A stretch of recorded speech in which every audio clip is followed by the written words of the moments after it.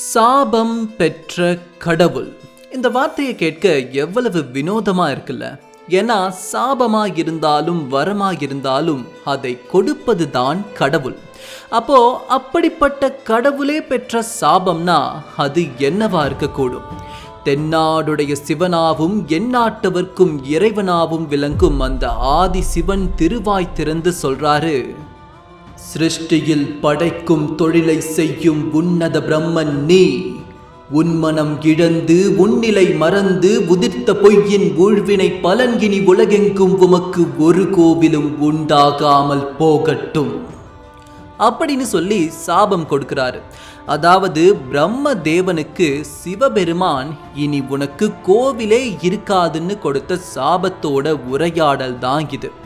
இந்து புராணம் படி படைக்கும் தொழில் செய்யும் பிரம்மன் சொல்லப்போனா சிவனுக்கும் விஷ்ணுவுக்குமே ஒரு படி மேலானவர் தான்.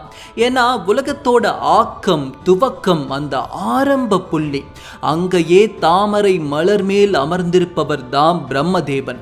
அணுவில் தொடங்கி இந்த மாபெரும் அண்டவெளி வரைக்கும் பிரம்மதேவர் கைப்படாம உருவானதுன்னு ஒண்ணு இல்லவே இல்லை. அப்படி இருக்க ரிஷிகளுக்கெல்லாம் மூத்த ரிஷியா இருக்கும் பிரம்மதேவருக்கு போய் சிவன் ஏன் இப்படி ஒரு சாபம் வழங்கணும்னு யோசிச்சோம்னா அதுதான் பிரம்ம ரகசியம். அந்த பிரம்ம ரகசியத்தை தெரிஞ்சுக்க பிரம்மதேவனுடைய முழு கதையை நாம படிச்சுதான் ஆகணும்.